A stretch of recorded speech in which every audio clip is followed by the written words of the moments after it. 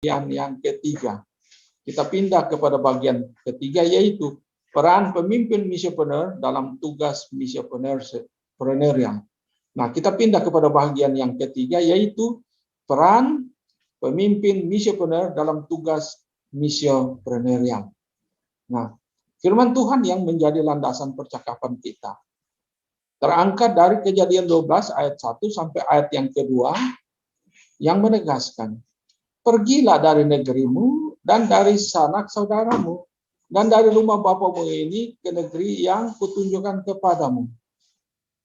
Aku akan membuat engkau menjadi bangsa yang besar dan memberkati engkau, serta membuat namamu masyhur dan engkau akan menjadi berkat. Dan olehmu semua kaum atau semua keluarga di muka bumi akan mendapat berkat. Di sini kita menemukan bahwa pemimpin misioner itu dipilih oleh Tuhan Allah.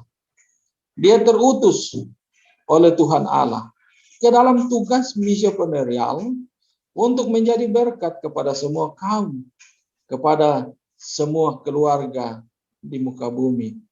Nah, karena itu, peran pemimpin misioner dalam tugas misioner itu harus diawali dengan langkah-langkah berikut. Pertama, meneguhkan panggilan dan visi. Misioner terpanggil dan sepenuhnya bertanggung jawab untuk tugas misionerial. Karena itu, ia harus memahami visi, memahami misi, dan kemudian tugas misi.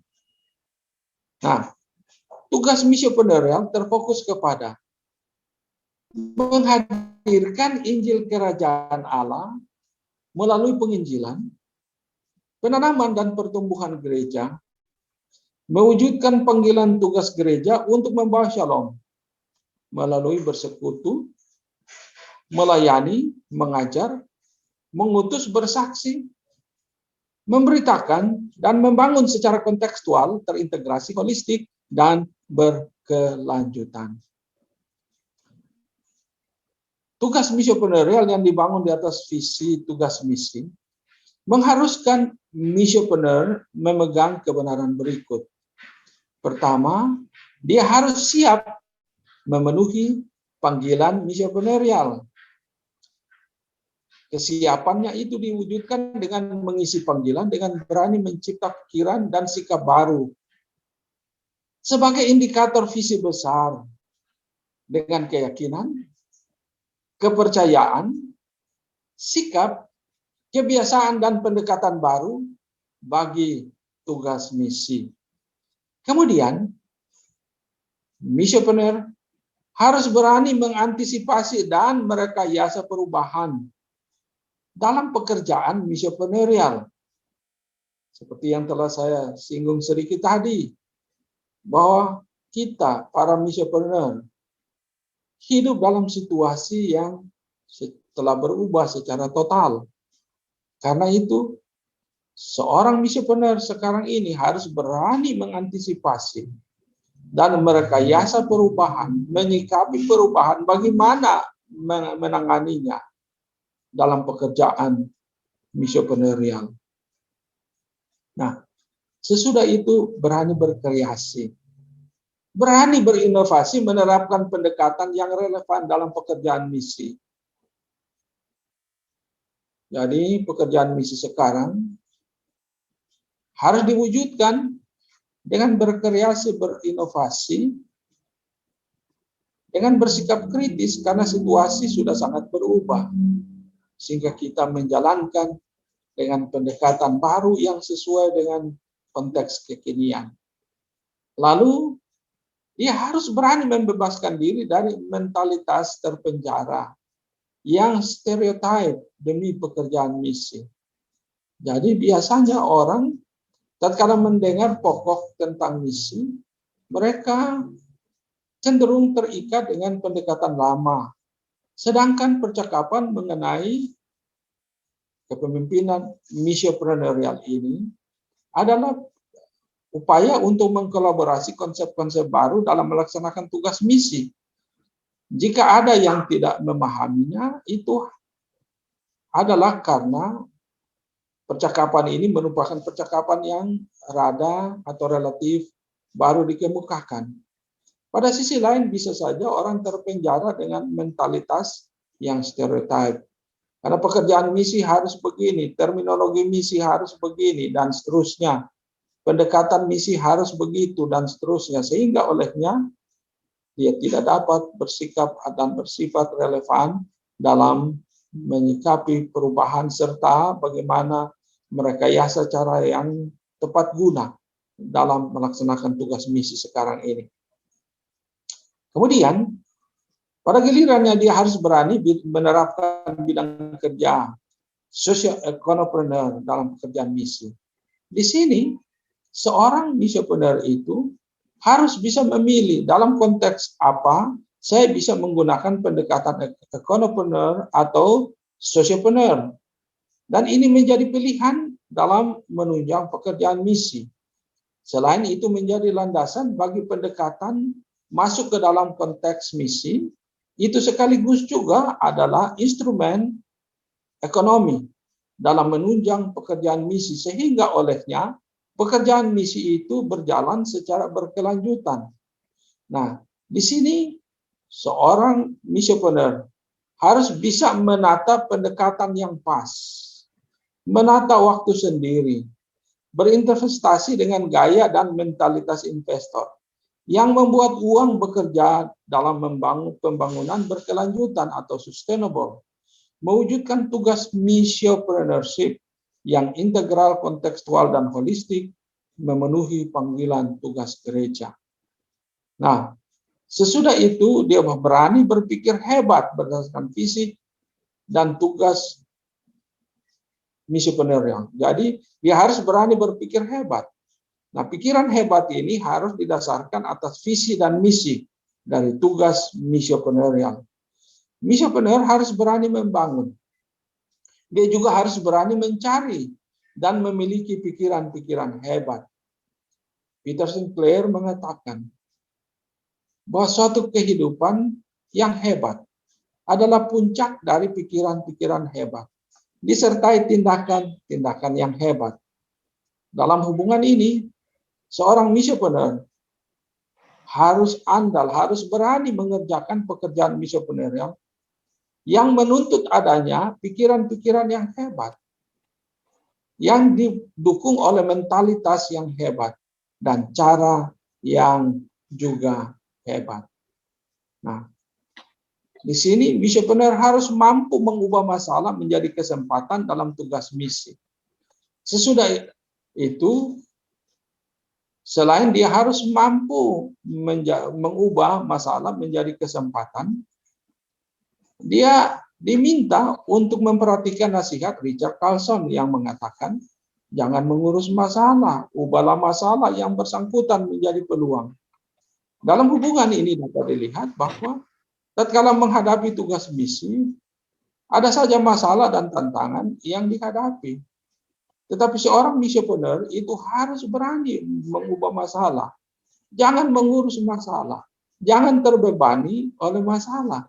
Bahkan terintimidasi oleh masalah.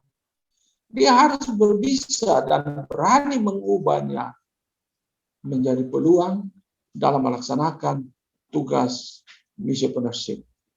Nah, dalam kaitan ini, seorang missionpreneur yang memiliki pikiran hebat akan tertolong untuk mengatasi kerumitan, di mana dia mampu mengolah masalah menjadi kesempatan, mewujudkan tugas misi secara pas, secara tepat, kontekstual, terintegrasi, holistik, serta bersinambung. Sehingga pekerjaan misi dengan sendirinya akan terlaksana secara mandiri. Jadi, seorang missionpreneur itu dia harus berani berpikir hebat. Karena missionpreneur sama dengan orang lain yang melihat masalah yang sama. Tetapi dia harus bisa mengubahnya menjadi peluang dalam mengerjakan tugas misi dengan cara baru, sehingga membawa keberhasilan dan sukses. Sehingga tantangan yang sama, kesulitan yang sama, disikapi secara berbeda untuk mewujudkan pendekatan yang terbaik. Bukan saja menghadirkan solusi, tetapi membuka jalan dan menjamin terlaksananya pekerjaan misioner dalam semua lokus konteks misi di mana ia berada.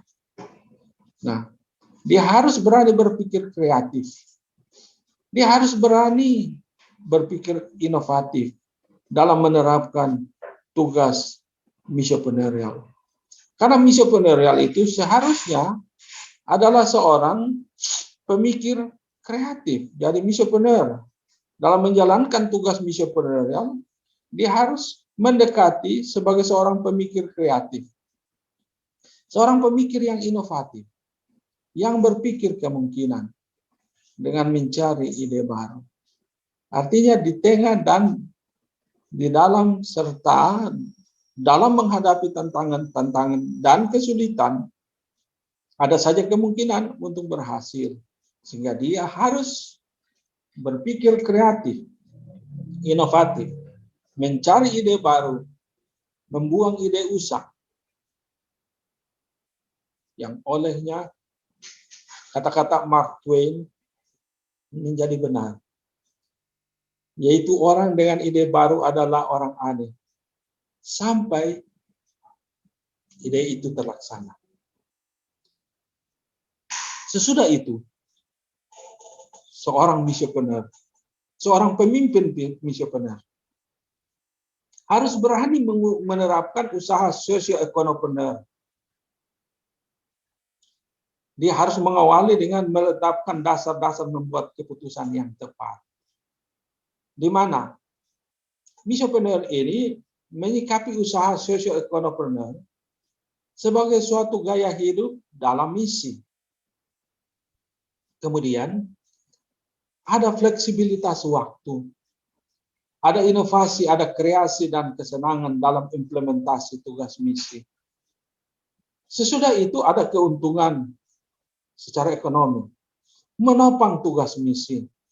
Lalu ada organisasi yang sederhana ataupun canggih dalam melaksanakan tugas sosio atau ekonomipreneur menunjang tugas missionership. Ada manajemen otomatis atau fleksibel. Kemudian ada perhitungan pendapatan yang feasible, menopang pelaksanaan tugas missionership. Jadi pada ujungnya, seorang missioner itu punya perhitungan yang tepat dalam mengerjakan atau menerapkan usaha sosioekonomipreneur sebagai gaya hidup, menopang dan melaksanakan tugas missionership. Kemudian ada sikap hati-hati memanajemeni uang sehingga membawa manfaat dalam tugas misi.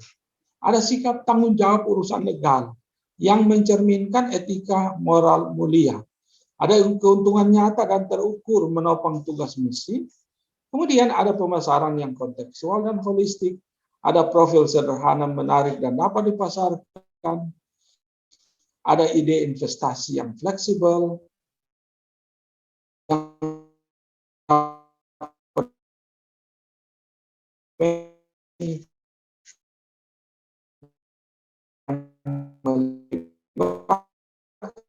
masyarakat sebagai stakeholders.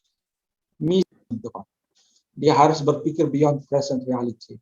Tatkala dia dihadapkan kepada kenyataan hari ini, lalu dia sudah memutuskan menerapkan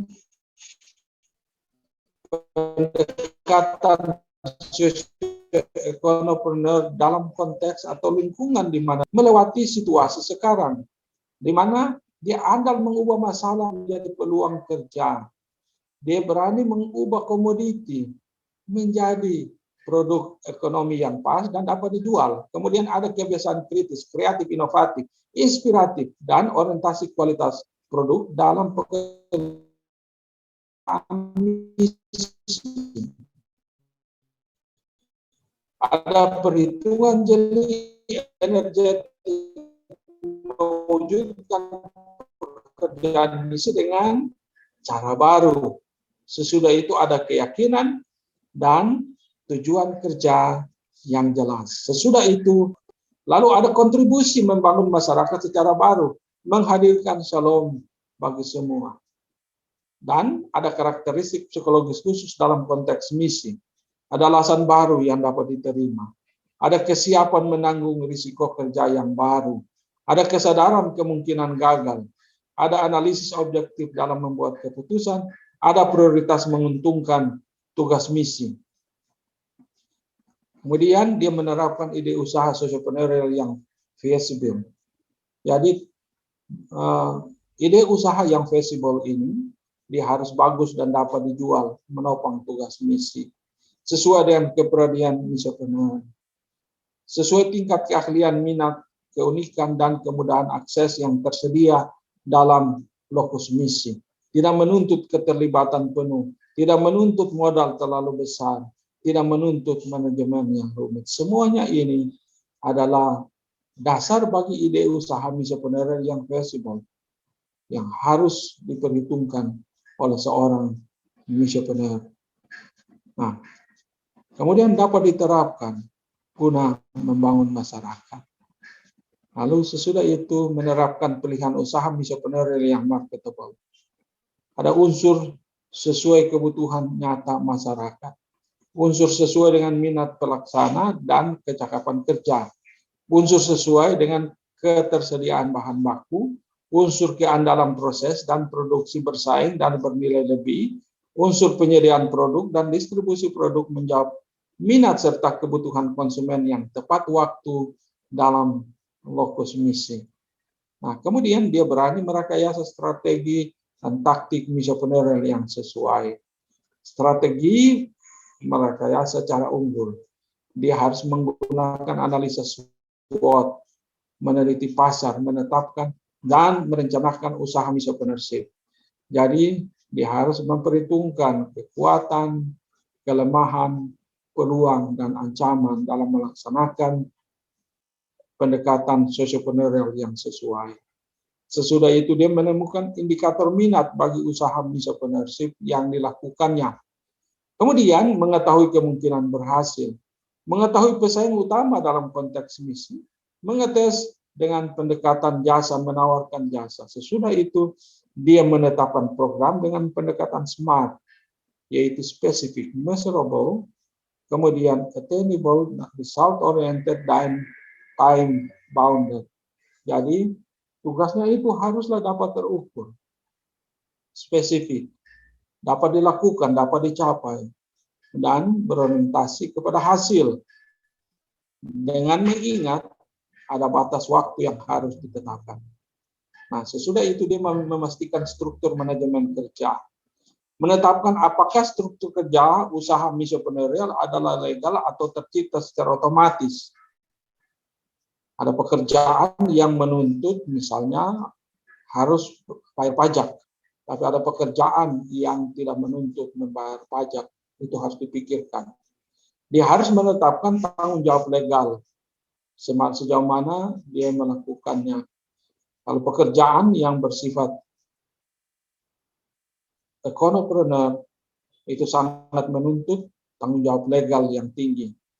Sedangkan kalau sociopreneur itu jarang ada tanggung jawab legal, tidak harus mendirikan perusahaan, tidak harus ya. Kemudian dia menggunakan struktur dan kualitas kerja bagi ketahanan usaha missiopreneurial yang dilakukan secara bersinambung. Jadi pekerjaannya itu harus terwujud secara bersinambung, sehingga olehnya pekerjaan misi itu tertunjang dengan sendirinya, yang olehnya dia tidak akan mengharapkan dukungan dari luar. Dia bahkan mengembangkan kemampuan masyarakat untuk menunjang pelaksanaan tugas misi secara berkesinambungan. Kemudian dia menetapkan kemungkinan untung rugi, kuat lemah usaha missiopreneurial dalam membangun masyarakat shalom. Ini semua harus diperhitungkan. Kemudian menerapkan tindakan taktis missiopreneurial. Jadi dia harus bersikap seperti air, yaitu dia punya daya penyesuaian dalam mendekati target tugas missiopreneurial. Lalu dia punya sikap tanah, itu landasan pijak unggul dalam menetapkan medan misionerial. Jadi, nah dulu itu orang menggunakan apa yang disebut mission station. Tetapi dia harus bisa mendekati dengan daya penyesuaian yang tinggi, lalu dia membangun landasan di mana dia menjadikannya sebagai pusat misi. Lalu kemudian sikap yang disebut sikap angin, itu sikap jeli, sikap rahasia dalam pendekatan misi yang dilakukan secara perlahan. Sikap logam yaitu ada supremasi kekuatan bagi tugas misi, yang bagi kita tentu ada janji Tuhan merupakan andalan. Tetapi sesudah itu kapasitas seorang misioner yang tangguh sehingga dia sangat yakin bahwa dia punya kekuatan dalam melaksanakan tugas yang dipercayakan oleh Tuhan untuk diemban dalam mewujudkan tugas panggilan gereja seperti yang telah kita singgung sebelumnya. Jadi harus ditunjang pada gerilanya dengan sikap api, ada semangat, energetik, taktis, melaksanakan tugas misi penerima secara kontekstual, terintegrasi, holistik, dan berkelanjutan. Nah, lalu yang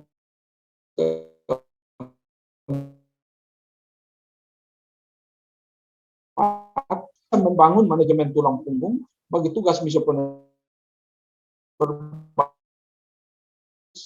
total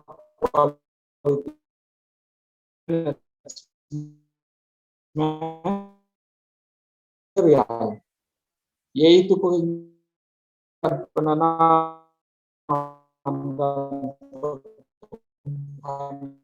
gereja dari dan melalui gereja lokal secara kontekstual.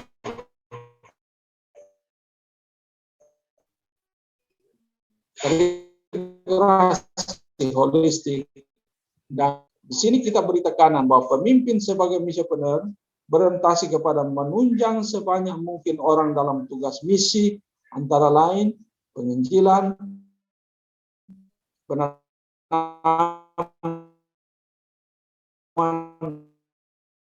dan